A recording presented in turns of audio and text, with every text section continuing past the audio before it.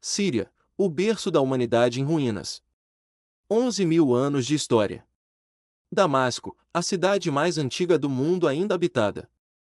Imagine, enquanto na Europa ainda viviam nômades caçadores, aqui já existiam ruas, mercados, templos. Cada pedra desta cidade viu mais civilizações do que qualquer museu consegue guardar.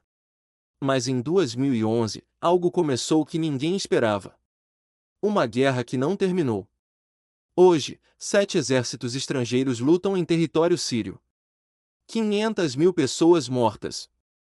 12 milhões de refugiados, quase metade da população inteira do país. E existe um grupo pequeno de pessoas, diplomatas, generais, empresários do petróleo, que sabem exatamente quem lucra com cada dia desta guerra. Mas eles nunca falarão publicamente. Porque a Síria não é apenas uma tragédia humanitária. É um tabuleiro de xadrez onde superpotências jogam pelo controle do Oriente Médio. E você está prestes a descobrir o que realmente aconteceu com o berço da civilização humana. Se você quer entender a geopolítica real do mundo moderno, inscreva-se no canal agora. Porque esta história vai virar tudo o que você pensava saber sobre a Síria de cabeça para baixo. Aqui está um paradoxo que os arqueólogos não conseguem explicar completamente. A Síria possui vestígios de pelo menos 12 civilizações diferentes que construíram seus impérios exatamente no mesmo território. 12. Não estamos falando de pequenas tribos. Estamos falando de impérios que dominaram milhões de pessoas. Sumérios, acadianos, babilônios, assírios, persas, gregos, romanos, bizantinos, árabes, cruzados, otomanos. Cada um deles escolheu este pedaço específico de terra. Por quê? A resposta está na geografia. Pense na Síria como uma ponte. Uma ponte terrestre entre 3 continentes, Europa, Ásia e África. Todas as rotas comerciais da antiguidade passavam por aqui. Seda da China. Especiarias da Índia. Ouro da África. Tudo atravessava o território sírio. Controlar a Síria significava controlar o comércio mundial. E isso não mudou. Hoje, em vez de caravanas de camelôs, estamos falando de oleodutos e gasodutos. Mas a lógica permanece a mesma. Damasco fica numa posição singular, entre o deserto da Arábia e as montanhas do Líbano. Ela tem água, o rio Barada desce das montanhas e cria um oásis verde no meio da aridez. Você consegue imaginar o valor da água numa região onde chove apenas 3 meses por ano? Os arqueólogos encontraram sistemas de irrigação em Damasco que datam de 9.000 anos antes de Cristo. 9.000 anos. Quando a primeira pirâmide do Egito ainda nem tinha sido construída, Damasco já tinha agricultura organizada. Mas tem algo mais profundo. A Síria é o berço da escrita. Em Ebla, uma cidade ao norte de Damasco, arqueólogos italianos descobriram em 1975 uma biblioteca com 17.000 tábuas de argila. A mais antiga biblioteca conhecida da humanidade. Estas tábuas contêm contratos comerciais, leis, poemas, registros administrativos. Tudo escrito em cuneiforme, a primeira forma de escrita inventada pelo homem. E aqui está o choque: estas tábuas têm 4.500 anos. Elas mostram que a Síria já tinha um estado burocrático complexo quando a maior parte do mundo ainda vivia em aldeias isoladas. Pense no que isso significa. A escrita não foi inventada para poesia. Foi inventada para controlar. Controlar estoques de grãos. Controlar impostos. Controlar acordos comerciais. A civilização começou aqui porque a Síria tinha algo que ninguém mais tinha: excedente agrícola suficiente para alimentar escribas, soldados, sacerdotes. Pessoas que não precisavam plantar para sobreviver. E quando você libera uma parte da população do trabalho manual, nasce a cultura. Agora me responda: como é possível que uma civilização tão antiga, tão fundamental para a história humana, tenha sido destruída em apenas 12 anos de guerra? A resposta vai chocar você. Porque a guerra na Síria não começou por acidente. Existe um mapa que pouquíssimas pessoas viram. Um mapa secreto desenhado em 2009, 2 anos antes da guerra começar. Este mapa mostra uma rota de gasoduto que atravessaria a Síria desde o Golfo Pérsico até a Europa. Quem controlasse este gasoduto controlaria o fornecimento de energia para todo o continente europeu. E aqui está a questão: duas propostas rivais surgiram ao mesmo tempo. A primeira, o gasoduto do Catar partiria do Catar, atravessaria a Arábia Saudita, a Síria e a Turquia, e chegaria à Europa. Custo estimado: 10 bilhões de dólares. Apoiado pelos Estados Unidos. Este gasoduto quebraria o monopólio russo sobre o gás europeu. Mas tinha um problema: precisava da autorização do presidente sírio Bashar al-Assad. E Assad disse não. Recusou categoricamente em 2009. Por quê? Porque Assad já tinha assinado um acordo com o Irã e a Rússia para construir outro gasoduto, o gasoduto islâmico. Este partiria do Irã, atravessaria o Iraque e a Síria, e também chegaria à Europa. Mas sob controle russo e iraniano. Você consegue ver o problema? Dois projetos mutuamente exclusivos. Dois blocos geopolíticos. E a Síria no meio. Agora preste atenção na cronologia. 2009, Assad rejeita o gasoduto do Catar. 2011, começa a chamada Primavera Árabe, protestos populares contra Assad. 2012, a CIA começa a treinar rebeldes sírios na Jordânia. 2013, grupos armados controlam metade do território sírio. 2015, a Rússia intervém militarmente ao lado de Assad. Coincidência? Por versão de analistas independentes, não existe coincidência em geopolítica energética. Vamos falar claro: 7 exércitos estrangeiros estão hoje em território sírio. Estados Unidos ocupam os campos de petróleo no leste. Rússia controla as bases aéreas no oeste. Turquia invadiu o norte para combater os curdos. Irã mantém milícias xiitas no sul. Israel bombardeia alvos iranianos regularmente. Arábia Saudita financia grupos rebeldes. E até o Catar enviou dinheiro e armas. Cada um destes países tem um interesse econômico ou estratégico na Síria. Nenhum deles está lá por razões humanitárias. Aqui está um número que vai fazer você parar: 500 mil pessoas mortas. Imagine um estádio de futebol lotado. Agora multiplique por 8. Todos mortos. E outros 12 milhões de sírios tiveram que fugir de suas casas, quase metade da população inteira do país. Metade. É como se toda a população da Austrália fosse expulsa de casa de uma hora para outra. Para onde foram? Turquia recebeu 3 milhões e 600 mil. Líbano, 1 milhão e meio. Jordânia, 700 mil. Europa, 1 milhão e 200 mil. Países que já tinham suas próprias crises econômicas agora precisam lidar com a maior onda de refugiados desde a Segunda Guerra Mundial. E você sabe o que mais foi destruído? O patrimônio cultural. Palmira, uma das cidades antigas mais importantes do mundo, foi saqueada e explodida pelo Estado Islâmico. O Templo de Bel, que tinha 2000 anos, foi dinamitado. O Teatro Romano, onde performances aconteciam desde o século II, ficou em ruínas. A Unesco catalogou mais de 200 sítios arqueológicos danificados ou destruídos na Síria. 200 lugares que sobreviveram a impérios, terremotos, invasões durante milênios foram apagados em uma década. Mas aqui está a pergunta que ninguém quer responder: quem realmente se beneficia com um caos na Síria? Porque enquanto o país sangra, alguém está lucrando. Empresas de armas. Contratantes de reconstrução. Traficantes de petróleo. Existe uma economia inteira construída sobre a guerra perpétua. E os poucos que conhecem os números exatos, os nomes nos contratos secretos, as contas bancárias em paraísos fiscais, nunca vão revelar a verdade. Porque a verdade vale mais do que qualquer petróleo. E a pergunta que vai assombrar você: será que esta guerra algum dia vai terminar? Ou a Síria está condenada a ser um campo de batalha eterno onde superpotências jogam seu jogo mortal? A resposta está escondida nas ruínas de Damasco. E é mais perturbadora do que você imagina. Existe um médico sírio que não pode mais voltar para casa. Ele trabalha num hospital em Berlim, atende pacientes alemães, fala alemão fluente. Mas toda noite ele acorda às 3 da manhã. Sempre às 3. Porque foi neste horário que ele operou sua última cirurgia em Alepo, uma menina de 7 anos com estilhaços de bomba no abdômen. Ele salvou a vida dela. 3 horas depois, um ataque aéreo destruiu o hospital inteiro. 23 pessoas mortas, incluindo a menina que ele tinha acabado de salvar. Este médico se chama Mahmoud. E a história dele revela o verdadeiro custo humano da guerra que os números não conseguem capturar. Mahmoud nasceu em Damasco em 1982. Filho de um professor de literatura e uma enfermeira.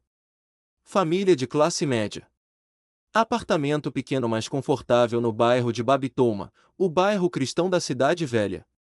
Ele cresceu brincando nas mesmas ruas onde comerciantes fenícios vendiam púrpura há 3.000 anos. Estudou medicina na Universidade de Damasco. Especializou-se em cirurgia de trauma. Em 2010, aos 28 anos, ele era considerado um dos jovens cirurgiões mais promissores da Síria.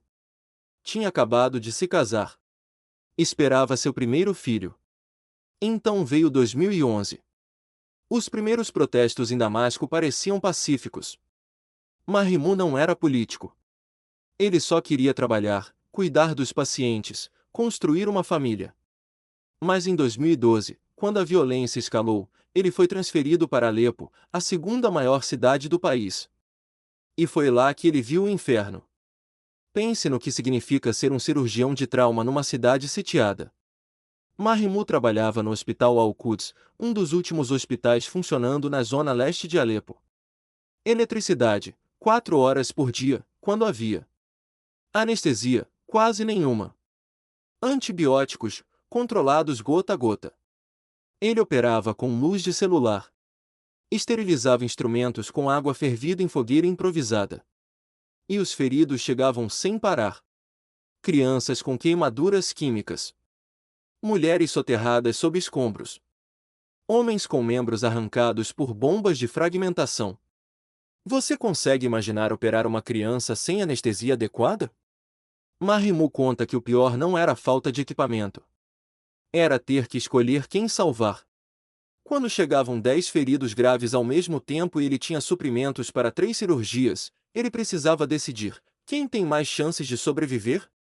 Um homem de 50 anos com trauma na cabeça ou uma menina de 12 com perfuração intestinal? Esta decisão, que médicos chamam de triagem de guerra, ele tinha que fazer 10, 20, 30 vezes por dia. Todos os dias. Durante 3 anos. Em 2015, o Hospital Al-Quds foi bombardeado 6 vezes. 6. Não por acidente. Hospitais se tornaram alvos estratégicos na guerra síria. Por versão de organizações de direitos humanos, destruir hospitais é uma tática deliberada, enfraquecer a resistência eliminando a capacidade de tratamento médico. A cada bombardeio, Mahmoud e sua equipe reconstruíam o que podiam. Transferiam os pacientes para o porão. Operavam no subsolo, com um teto de concreto rachado sobre suas cabeças.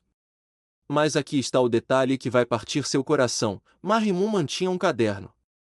Um caderno escolar simples, capa azul, folhas pautadas. Neste caderno, ele anotava o nome de cada criança que morreu em suas mãos. Cada uma. Nome completo.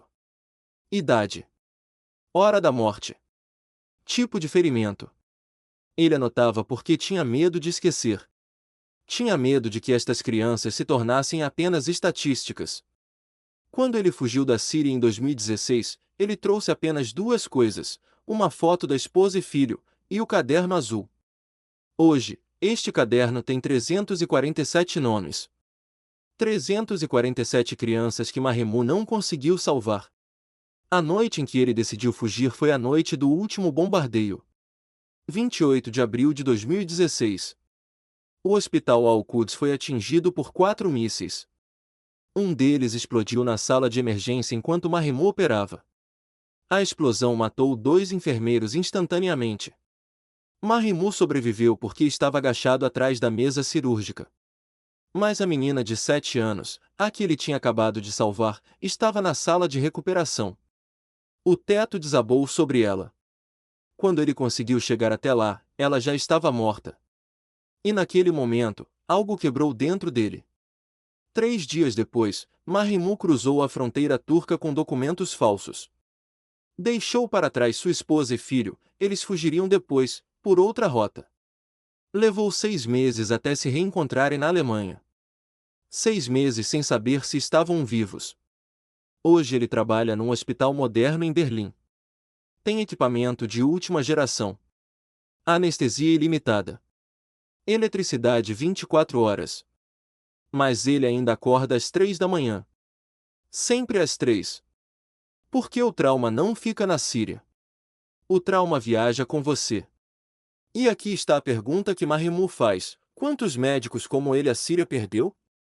A resposta é aterrorizante. Segundo a Organização Mundial da Saúde, em 2011 a Síria tinha 30 mil médicos.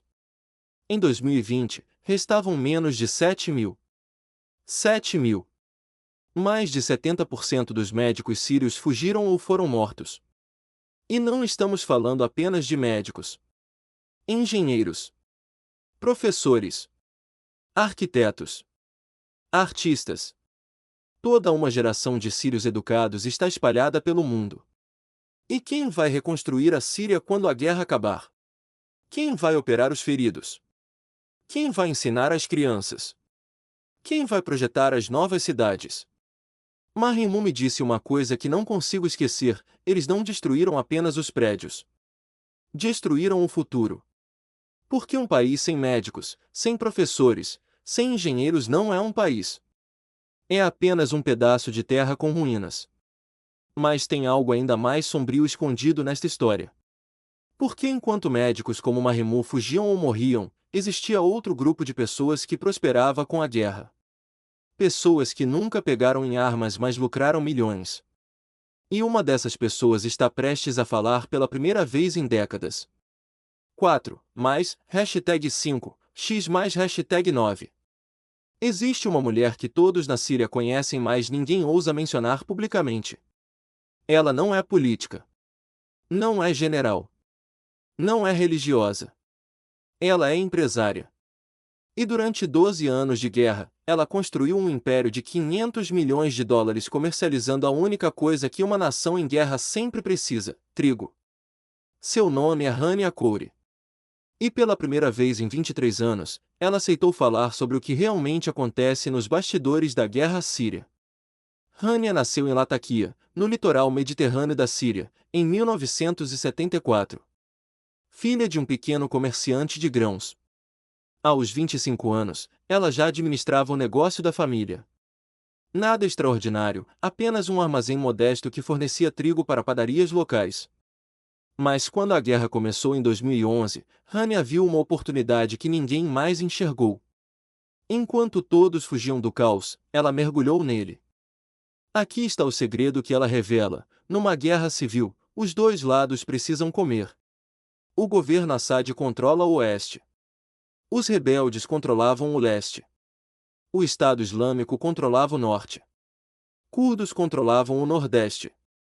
Cada facção precisava alimentar seus soldados e suas populações. E todos precisavam de trigo. Mas como você vende trigo para inimigos mortais ao mesmo tempo? Hania desenvolveu uma rede clandestina de intermediários, comerciantes que não tinham lealdade política, apenas interesse em lucro. Ela comprava trigo da Ucrânia e da Rússia.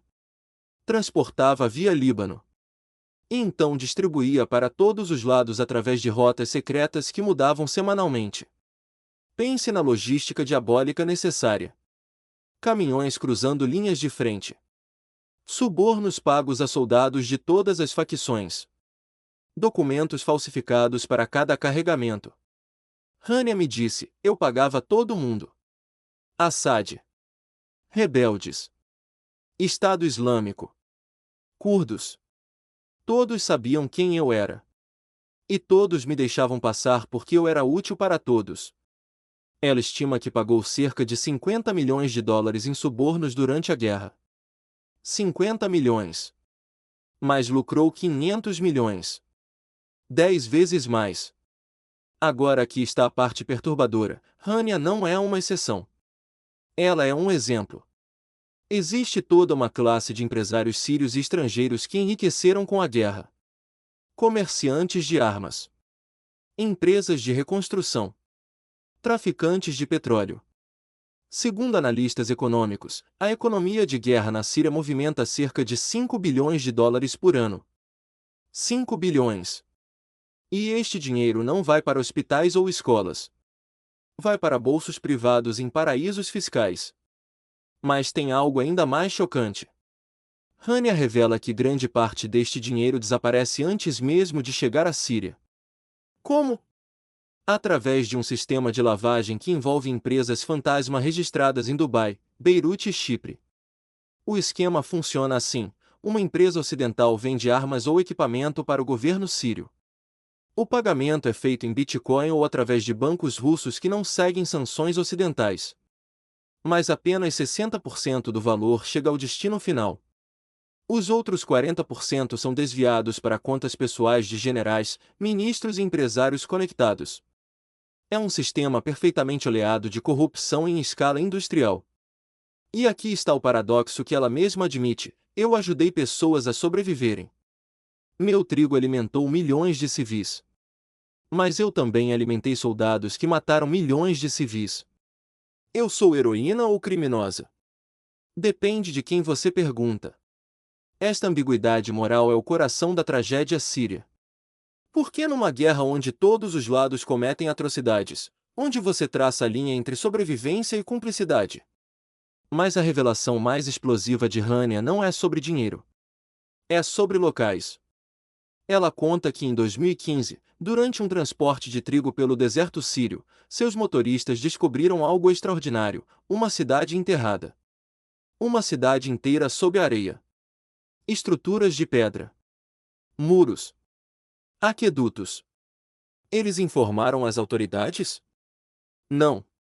Porque numa zona de guerra, qualquer atraso é perigoso. Mas Hania anotou as coordenadas GPS. E quando ela mostrou estas coordenadas para um arqueólogo refugiado em Beirute, ele ficou em choque. Por versão deste arqueólogo, aquelas coordenadas correspondem a uma área onde textos antigos mencionam a cidade perdida de Ebla II, uma civilização anterior a Ebla conhecida, possivelmente com 6.000 anos de idade. Você entende o que isso significa? Enquanto o mundo foca na destruição do patrimônio cultural sírio, pode haver descobertas arqueológicas monumentais escondidas sob o deserto, cidades inteiras que nunca foram escavadas. E estas descobertas estão em território de guerra, inacessíveis para arqueólogos. Estão sendo saqueadas por traficantes de antiguidades. Artefatos de valor inestimável estão sendo vendidos no mercado negro para colecionadores privados. A história da humanidade está sendo apagada em tempo real. Hania termina a entrevista com uma declaração que me deixou sem palavras: a guerra vai acabar um dia. Assad vai cair ou vai vencer. Os estrangeiros vão embora ou vão ficar. Mas o que foi perdido nunca vai voltar. Os mortos não ressuscitam. As cidades enterradas estão sendo saqueadas. E o conhecimento que poderíamos ter aprendido sobre nossas origens está sendo vendido para ricaços em Manhattan e Xangai. A Síria não perdeu apenas vidas. Perdeu sua memória. E um povo sem memória não tem futuro. E agora vem a pergunta que vai assombrar você: se bilhões de dólares estão sendo desviados, se cidades arqueológicas estão sendo saqueadas, se toda uma geração de sírios está espalhada pelo mundo, quem realmente quer que esta guerra acabe? Porque paz significa fim dos lucros. Paz significa investigações. Paz significa prestação de contas. E existem pessoas muito poderosas que têm muito a perder se a verdade vier à tona. O que aconteceu com o dinheiro que deveria reconstruir Alepo? Onde estão os artefatos roubados de Palmira? E quem são os verdadeiros donos das empresas fantasma que lavam milhões? As respostas estão escondidas em documentos secretos, contratos não assinados e testemunhas que têm medo de falar. Mas existe um homem que conhece todos os segredos. Um diplomata russo que esteve em Damasco desde o início da guerra. E ele está prestes a revelar o que ninguém deveria saber. 3 dias antes de Palmira cair nas mãos do Estado Islâmico, um homem chegou ao Museu Nacional de Damasco às 4 da manhã. Ele não marcou reunião. Não se identificou na portaria. Simplesmente entrou. Os guardas noturnos o reconheceram e abaixaram as armas. Porque este homem tinha autorização que vinha de cima, muito acima. Ele passou 2 horas trancado no arquivo secreto do museu com a diretora, Maamon Abdul Karim. Quando saiu, levava consigo 3 malas de metal. Malas que não passaram por nenhum raio-x. E no dia seguinte, Maamon recebeu uma ordem oficial: nunca mencionar aquela visita. Nunca. Quem era este homem? O que havia naquelas malas? E por que o governo sírio faria questão de apagar qualquer registro deste encontro? Vou te contar algo que pouquíssimas pessoas sabem. Desde 2011, existe uma operação clandestina chamada Projeto Memória, nome em código usado apenas entre um círculo restrito de diplomatas russos e generais sírios. O objetivo oficial: proteger o patrimônio cultural da Síria durante a guerra. O objetivo real: selecionar e evacuar os artefatos mais valiosos para locais secretos antes que caiam em mãos inimigas ou desapareçam no mercado negro. Mas aqui está o detalhe que ninguém te conta: nem todos os artefatos evacuados foram para museus protegidos. Alguns simplesmente desapareceram. E o homem das malas de metal? Ele era o coordenador deste projeto. Seu nome, segundo fontes que não posso revelar, é Viktor Lebedel. Coronel da inteligência militar russa. Especialista em arte antiga. Fluente em árabe e aramaico. E desde 2012, ele vive em Damasco sob identidade diplomática. Oficialmente, ele é um assessor cultural da embaixada russa. Não oficialmente, ele é o guardião dos maiores segredos arqueológicos da Síria. Por que Lebedel não está lá para proteger artefatos? Ele está lá para catalogar, avaliar e decidir o destino de objetos que podem mudar nossa compreensão da história humana. Pense no que isso significa. A Rússia não entrou na guerra síria apenas para apoiar Assad. Entrou para garantir acesso estratégico ao Mediterrâneo. Para testar novas armas em condições reais de combate.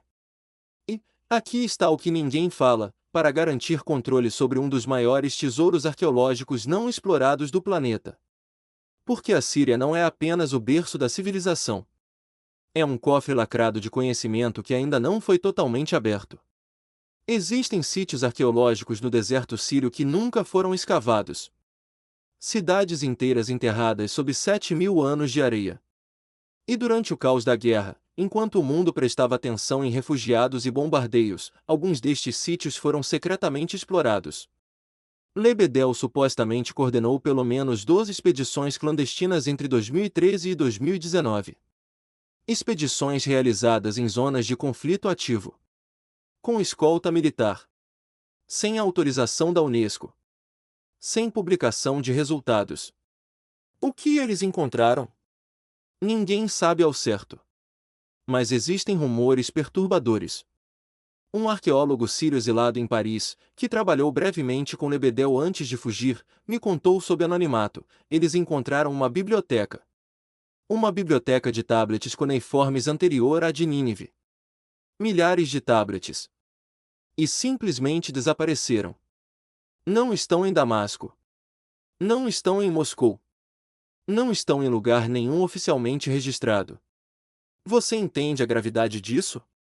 Tablets cuneiformes são basicamente discos rígidos da antiguidade. Contém contratos comerciais, leis, poemas, tratados científicos, mapas astronômicos. Se realmente existe uma biblioteca perdida com milhares de tablets anteriores às bibliotecas conhecidas, estamos falando de conhecimento que pode reescrever a história da matemática, da astronomia, da medicina antiga. E este conhecimento pode estar trancado num cofre privado em Moscou. Ou pior, pode estar sendo vendido peça por peça para colecionadores que nunca vão permitir que sejam estudados. Mas tem algo ainda mais sinistro. Segundo por versão de investigadores independentes, algumas das malas de metal que Lebedel evacuou continham não apenas artefatos sírios. Continham artefatos que não deveriam existir. Objetos que não se encaixam em nenhuma civilização conhecida. Um destes objetos, descrito por uma testemunha como um disco de metal com inscrições que não são cuneiformes, não são hieróglifos, não são nenhum alfabeto conhecido, foi supostamente enviado para um laboratório secreto em São Petersburgo. e nunca mais se ouviu falar dele. Agora preste atenção neste padrão. Lebedel visitou o Museu Nacional 3 dias antes da queda de Palmira.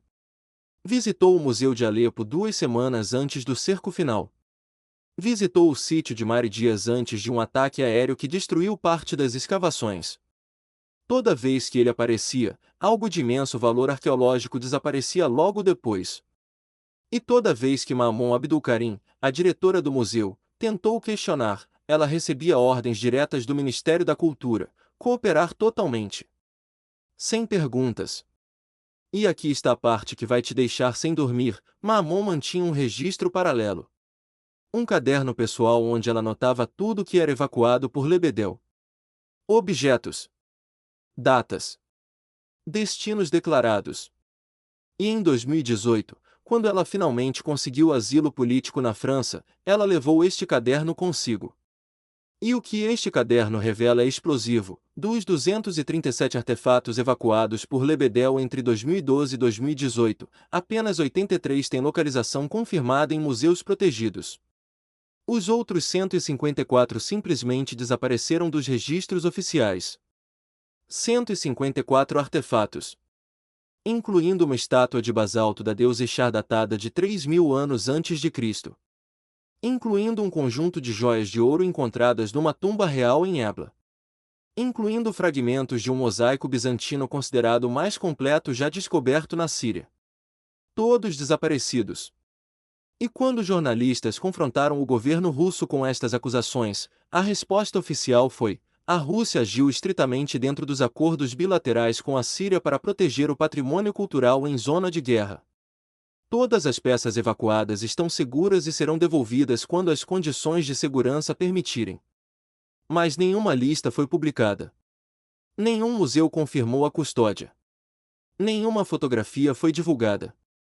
Então me diga, onde estão os 154 artefatos desaparecidos? Estão realmente em cofres protegidos esperando a paz? Ou estão em coleções privadas de bilionários russos e sírios? E se Lebedel realmente encontrou uma biblioteca de tablets anterior às conhecidas, quem tem acesso a este conhecimento agora? Governos? Corporações? Sociedades secretas? Porque conhecimento é poder. E conhecimento sobre as origens da civilização humana é o poder definitivo. Mas a história de Lebedel revela algo ainda maior. Ela revela que a guerra na Síria nunca foi apenas sobre Assad versus rebeldes. Foi sobre controle territorial, controle de recursos e controle de narrativa histórica. Porque quem controla o passado controla o futuro. E quem controla os artefatos que provam como a civilização começou controla a história que será contada para as próximas 1000 gerações. E agora você precisa saber disto: existe um mercado negro global de antiguidades sírias que movimenta cerca de 2 bilhões de dólares por ano. 2 bilhões. Tablets cuneiformes sendo vendidos no Facebook por 5.000 dólares cada. Estátuas romanas aparecendo em leilões de Nova York com documentação falsa. Mosaicos bizantinos decorando mansões em Dubai. E cada peça vendida é um pedaço da memória humana que desaparece para sempre. Porque mesmo que algum dia estes objetos sejam recuperados, seu contexto arqueológico está perdido. Não sabemos de onde vieram. Não sabemos o que havia ao redor. Não sabemos a história completa. E sem contexto, um artefato é apenas um objeto bonito. Não é conhecimento. É decoração. Agora eu preciso da sua opinião. Você acha que a Rússia está realmente protegendo o patrimônio sírio ou está saqueando sob pretexto de proteção? Você acha que o conhecimento arqueológico deveria pertencer à humanidade ou ao país onde foi encontrado? E se você tivesse a chance de comprar um artefato sírio no mercado negro, sabendo que é ilegal mas também sabendo que ele pode ser destruído se ficar na Síria, você compraria? Escreve aqui embaixo. Porque esta não é apenas uma questão arqueológica. É uma questão moral que todos nós enfrentamos. O que você está disposto a sacrificar para preservar o passado? Existe uma mulher em Damasco que nunca aparece em público sem um amuleto. Um pequeno cilindro de pedra preta pendurado numa corrente de prata.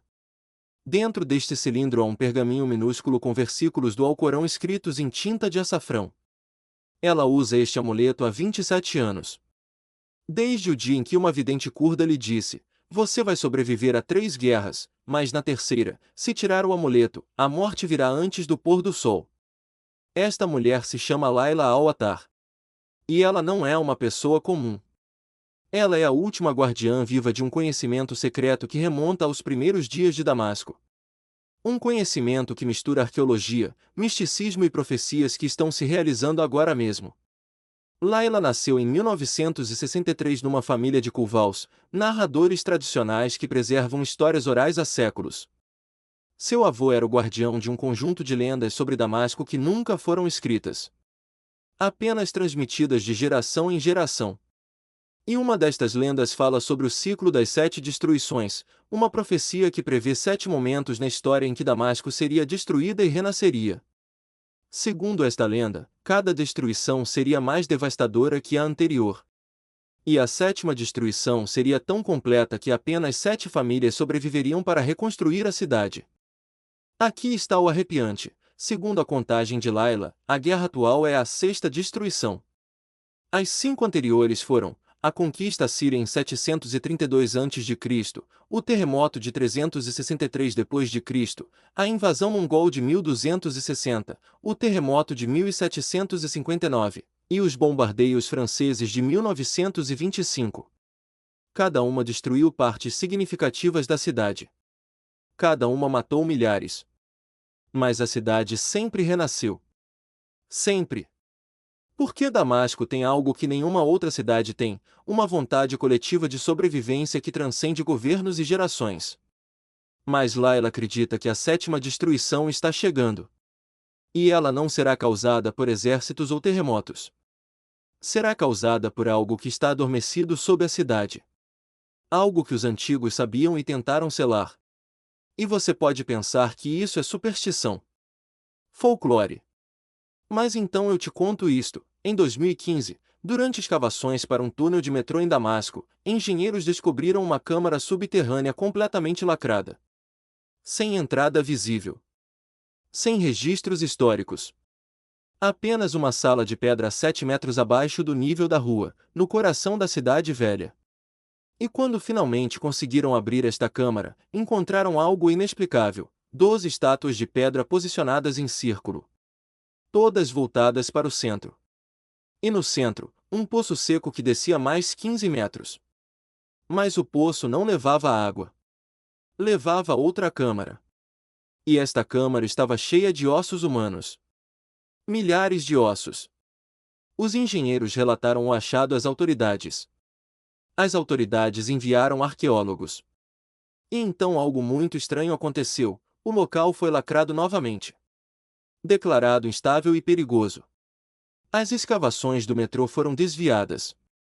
E nenhum relatório oficial foi publicado sobre o que realmente foi encontrado naquela câmara. Mas um dos arqueólogos que esteve lá, sob condição de anonimato, me disse: aqueles ossos não eram de uma única era. Eram de múltiplas eras. Alguns tinham mais de 4.000 anos. Outros eram medievais. Como se aquele local fosse usado repetidamente ao longo dos séculos para o mesmo propósito. Mas que propósito seria esse? Layla tem uma teoria. Ela acredita que as 12 estátuas representam os 12 portões antigos de Damasco. E que o poço central é um portal de memória, um local onde os antigos realizavam rituais para preservar o conhecimento em tempos de crise. Cada vez que a cidade estava prestes a ser destruída, os guardiões depositavam algo no poço. Não tesouros. Não armas. Mas conhecimento. Tablets. Pergaminhos. Objetos que continham informações vitais para a reconstrução. E os ossos? Eram os próprios guardiões, que se sacrificavam para selar o local e proteger o conhecimento até que fosse seguro recuperá-lo. Agora você pode pensar: isso é fantasia. Mas então eu te mostro isto. Em 2019, um estudante de arqueologia da Universidade de Damasco estava pesquisando textos antigos na biblioteca universitária quando encontrou um fragmento de pergaminho datado do século XII. O pergaminho descrevia um ritual chamado a Descida dos Guardiões, realizado durante a invasão mongol. O ritual consistia em 12 sacerdotes que desciam a um poço sagrado no centro de Damasco carregando os livros da luz, textos considerados sagrados demais para serem destruídos. Estes sacerdotes nunca voltaram. E a localização exata do poço nunca foi registrada. Apenas descrito como sob a sombra do maior minarete da cidade. O maior minarete de Damasco é o minarete da Mesquita Umíada. E a câmara descoberta em 2015 fica a menos de 50 metros deste minarete. Coincidência? Laila não acha. Ela acredita que o governo sírio encontrou o Poço dos Guardiões e está escondendo o que há lá embaixo porque o que quer que seja é poderoso demais para ser revelado durante uma guerra. Porque conhecimento em tempos de caos é perigoso. Pode ser usado como arma. Pode ser roubado. Pode ser destruído. Mas tem algo ainda mais perturbador. Laila me levou a um local secreto em Damasco. Um porão de uma casa antiga no bairro cristão. E neste porão, ela me mostrou algo que não deveria existir, uma cópia manuscrita de um texto chamado Livro das Sete Destruições. Um texto que supostamente foi escrito por um dos últimos guardiões Kulvaus no século XVIII. E este texto descreve em detalhes assustadores as 7 destruições de Damasco, incluindo a sexta, a guerra atual. E descrevendo a sétima como o dia em que o poço se abrirá e os mortos falarão a língua esquecida. Leia isto de novo. O dia em que o poço se abrirá e os mortos falarão a língua esquecida. O que isso significa? Laila acredita que é uma profecia sobre a descoberta de um idioma perdido. Uma língua anterior ao sumério. Anterior ao acadiano. Uma língua que estava em uso quando Damasco foi fundada há 11.000 anos. E se esta língua realmente existir, se realmente houver textos escritos nela escondidos no Poço dos Guardiões, tudo o que sabemos sobre a origem da escrita humana está errado. Porque a escrita não teria começado na Suméria 5.500 anos atrás. Teria começado na Síria 11.000 anos atrás. E aqui está o último pedaço do quebra-cabeça. Laila me mostrou o amuleto dela. O cilindro de pedra preta. E quando eu perguntei de onde ele veio, ela disse, meu avô me deu no dia em que eu completei 21 anos. Ele disse que foi encontrado por seu avô no mesmo porão onde estamos agora. Numa caixa de cedro lacrada com cera. E dentro da caixa havia 12 cilindros idênticos. Cada um para um guardião. Meu avô ficou com um. Os outros 11 foram distribuídos para outras famílias. Famílias que jurou proteger o conhecimento até o dia do grande desvelar. Eu pedi para ver o cilindro de perto. Ela hesitou. Mas então tirou da corrente e colocou na minha mão.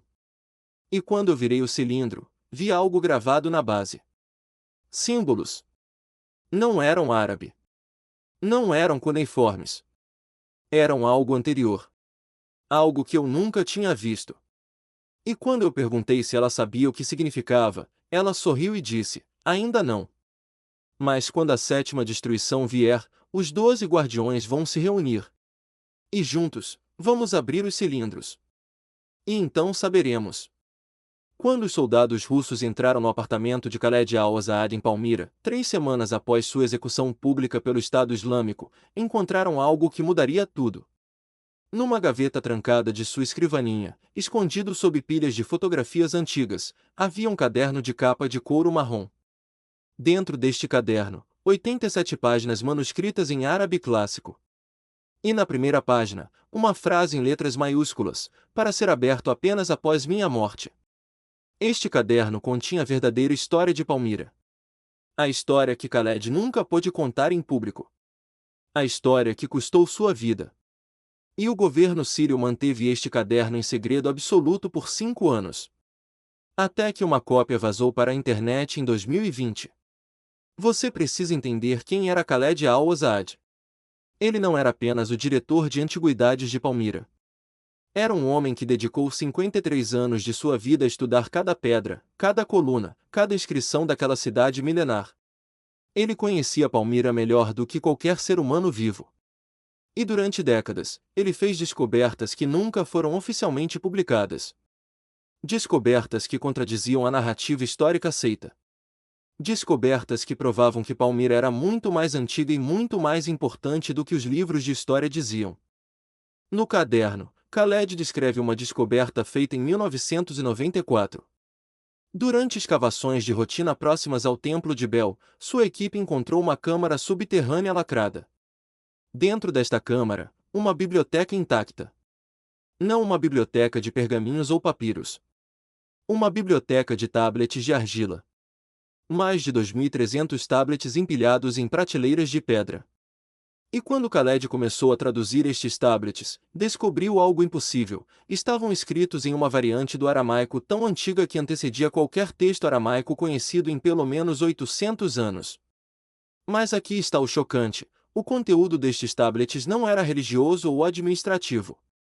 Era científico. Fórmulas matemáticas avançadas. Cálculos astronômicos precisos. Descrições detalhadas de técnicas de irrigação que a engenharia moderna só desenvolveu no século XX. E mapas. Mapas de uma precisão impossível para a época. Mapas que mostravam não apenas o Oriente Médio, mas continentes inteiros com contornos quase perfeitos. Como se quem os desenhou tivesse uma visão aérea do planeta. Khaled relatou a descoberta às autoridades sírias. E recebeu uma ordem direta do Ministério de Cultura: selar a Câmara. Não publicar nada. Não mencionar a ninguém. A justificativa oficial: segurança nacional e sensibilidade religiosa. A justificativa real: segundo Khaled escreveu no caderno, eles têm medo. Medo do que esta descoberta significa. Medo de que o mundo descubra que a civilização não começou onde pensamos. Que havia conhecimento avançado muito antes do que admitimos. E que este conhecimento foi deliberadamente apagado da história. Durante os 21 anos seguintes, Khaled manteve silêncio público. Mas em segredo, ele continuou estudando os tablets. Ele fez cópias à mão de centenas deles. E no caderno, ele traduziu trechos inteiros. Um destes trechos é simplesmente arrepiante. Transcrevo aqui em tradução livre: no ano em que o Sol comeu a Lua pela terceira vez, os guardiões do conhecimento decidiram selar as bibliotecas. Porque a escuridão estava vindo. E quando a escuridão vem, os ignorantes queimam o que não compreendem. Selamos 7 bibliotecas em 7 cidades. Para que quando a luz retornar, a sabedoria possa ser recuperada. 7 bibliotecas. 7 cidades. Palmira era uma. Quais eram as outras 6? Khaled tinha uma teoria. Baseada em pistas nos tablets, ele acreditava que as outras cidades eram Damasco, Alepo, Ebla, Mari, Ugarit e Dura Europos. Todas na Síria. Todas cidades com milhares de anos de história. E todas com vastas áreas ainda não escavadas. Se a teoria de Khaled estiver correta, existem 6 bibliotecas secretas ainda enterradas no solo sírio. 6 cofres de conhecimento antigo esperando para serem abertos. Mas então veio agosto de 2015. O Estado Islâmico tomou Palmira. E Khaled se recusou a fugir. Mesmo quando colegas imploraram. Mesmo quando sua família suplicou. Ele ficou. Porque sabia que os jihadistas iriam procurar tesouros. E ele era o único que sabia onde tudo estava escondido. Ele era o último guardião de Palmira. E guardiões não abandonam seu posto. Os militantes do Estado Islâmico capturaram Khaled e o torturaram durante 3 semanas. Queriam que revelasse onde estavam os tesouros de ouro de Palmira. Onde estavam as estátuas mais valiosas. Onde estava o lendário tesouro da rainha Zenóbia, uma fortuna em ouro e joias que supostamente estava escondida em algum lugar da cidade. Khaled não disse nada. Absolutamente nada. E no dia 18 de agosto de 2015, eles o levaram para a praça principal de Palmira, o decapitaram, e penduraram seu corpo numa coluna romana como aviso. Ele tinha 83 anos. E morreu protegendo segredos que podiam mudar nossa compreensão da civilização humana. Mas aqui está o que os jihadistas não sabiam: o verdadeiro tesouro de Palmira não era ouro. Era conhecimento. E este conhecimento estava protegido não apenas pelo silêncio de Khaled, mas por um sistema de segredos compartilhados. Porque Khaled não era o único guardião. Ele era parte de uma rede de arqueólogos e historiadores sírios que há décadas protegem descobertas sensíveis do conhecimento público. E antes de morrer, Khaled garantiu que seus cadernos chegariam às pessoas certas. No caderno, na última página escrita, há uma mensagem final. Datada de julho de 2015, um mês antes de sua morte. Ele sabia que o fim estava próximo. E escreveu isto: se você está lendo isto, estou morto. E se estou morto, é porque me recusei a trair Palmira. Mas saiba disto: o que guardei não foi guardado apenas por mim. Outros sabem. E quando a guerra terminar, eles continuarão o trabalho. A verdade está enterrada, mas não perdida. E um dia, quando a Síria se curar, o mundo finalmente saberá o que realmente fomos. O que realmente somos. E o que podemos ser novamente. Estas palavras me destroem toda vez que leio. Por que Khaled morreu acreditando que a Síria se curaria? Que a guerra terminaria? Que a verdade seria revelada? Mas 7 anos depois de sua morte, a guerra ainda continua. Palmira foi libertada, mas está em ruínas. A câmara secreta onde ele encontrou os tablets foi dinamitada pelo Estado Islâmico. E dos 2.300 tablets que ele documentou, apenas 17 foram recuperados. Os outros desapareceram. Destruídos? Roubados? Escondidos? Ninguém sabe. Mas tem algo que me dá esperança. Khaled fez cópias. E estas cópias estão espalhadas em mãos confiáveis. E um dia, quando for seguro, elas serão publicadas. E quando isso acontecer, o sacrifício de Khaled não terá sido em vão. Porque ele não morreu protegendo pedras. Morreu protegendo a memória de quem somos como espécie. E esta memória é indestrutível. Pode ser enterrada. Pode ser escondida. Mas nunca pode ser apagada. Imagine isto: você tem 83 anos. Tem netos.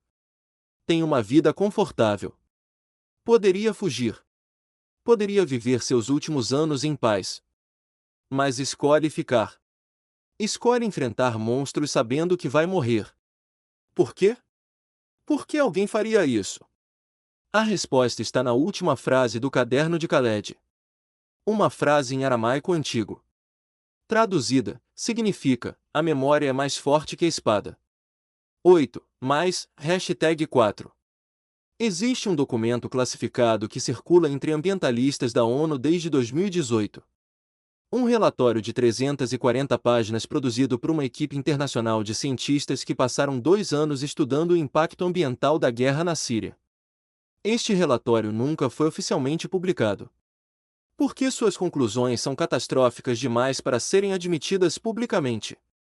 O título do documento: Projeto Cinzas, Avaliação de Danos Irreversíveis ao Ecossistema Sírio. E a primeira frase do resumo executivo diz simplesmente: a Síria como ecossistema funcional deixou de existir em 2017. Deixou de existir. Pense no que isso significa. Não significa que está danificada.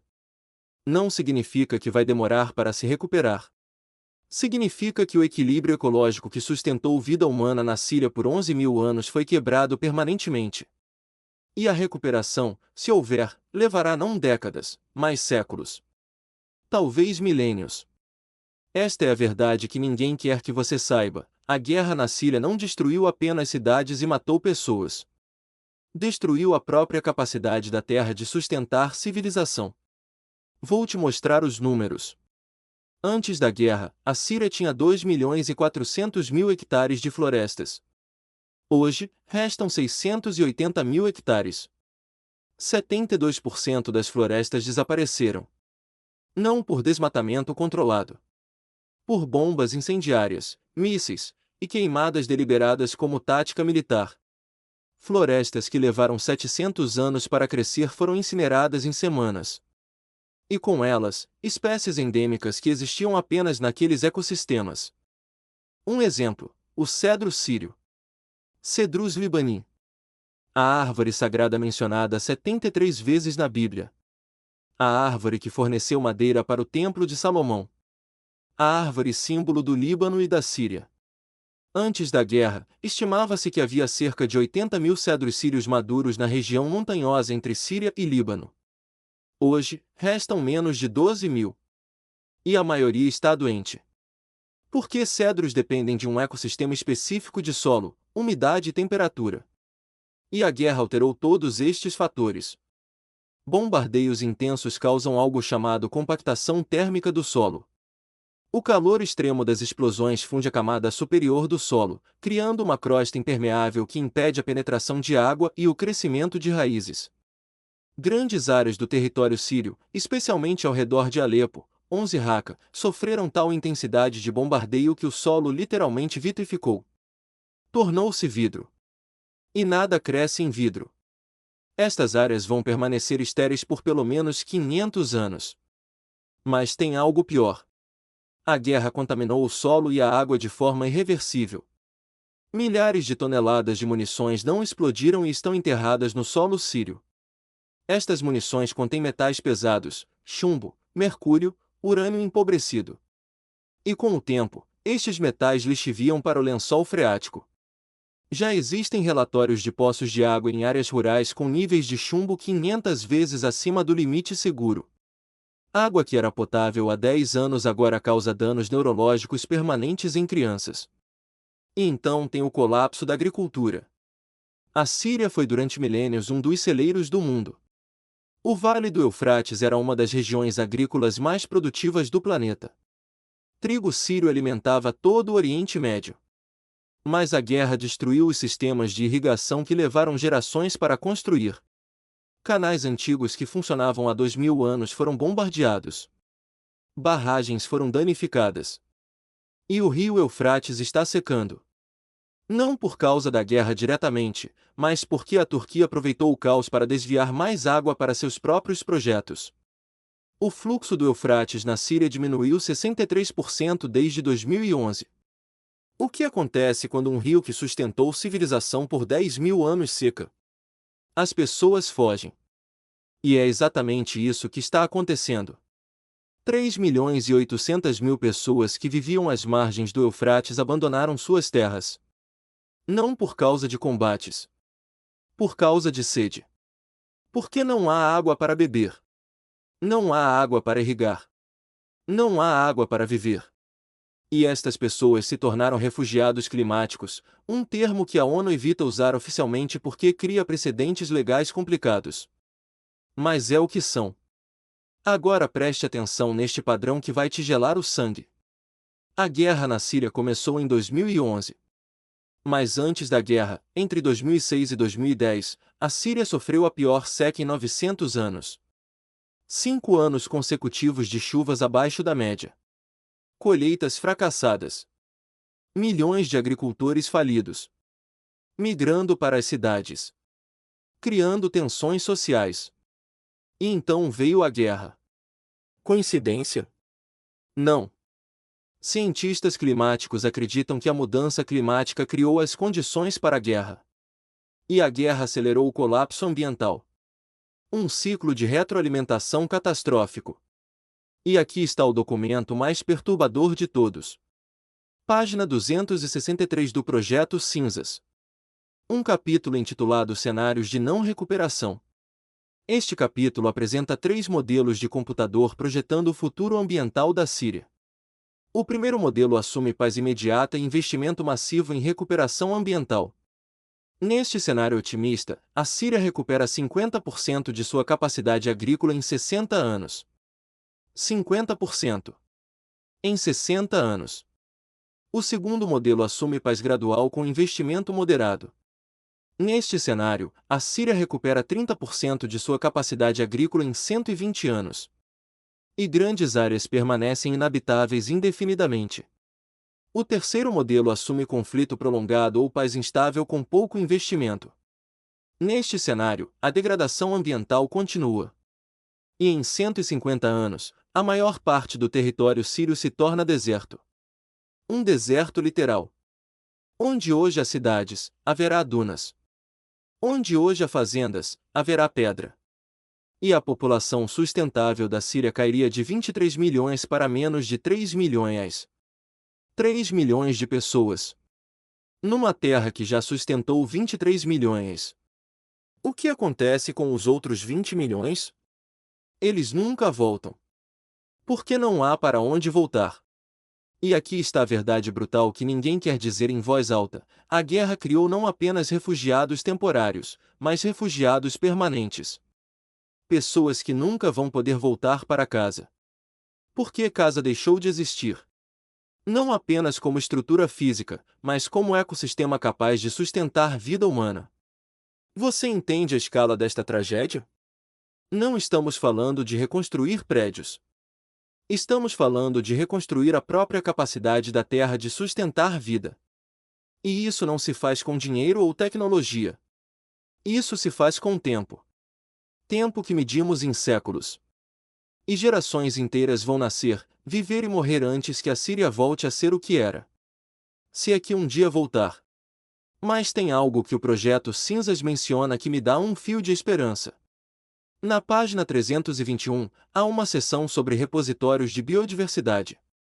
Durante os primeiros anos da guerra, um grupo de cientistas sírios e internacionais conseguiu coletar sementes de milhares de espécies de plantas nativas da Síria. E estas sementes foram armazenadas no Svalbard Global Seed Vault, um banco de sementes na Noruega, dentro de uma montanha no Ártico. Um cofre preparado exatamente para situações como esta: guerra, desastre, colapso. Dentro deste cofre, há amostras de trigo sírio que foi cultivado há 4.000 anos. Há sementes de árvores frutíferas que não existem em nenhum outro lugar do planeta. Há DNA de um ecossistema inteiro preservado a 25 graus abaixo de zero. E um dia, quando a paz vier, estas sementes podem ser usadas para ressuscitar o que foi perdido. Para replantar florestas. Para restaurar fazendas. Para trazer de volta a vida. É poético, não é? A civilização humana nasceu na Síria quando nossos ancestrais aprenderam a cultivar trigo. E agora, 11.000 anos depois, as sementes deste mesmo trigo estão preservadas numa montanha no fim do mundo. Esperando. Caso precisemos começar tudo de novo. Se você está sentindo o peso desta história, se está começando a entender a verdadeira escala do que foi perdido, preciso que você faça algo por mim. Deixe um like neste vídeo. Não pelo algoritmo, mas porque cada like é uma forma de dizer: eu vi. Eu entendi. E não vou esquecer. Porque esquecer é a verdadeira morte.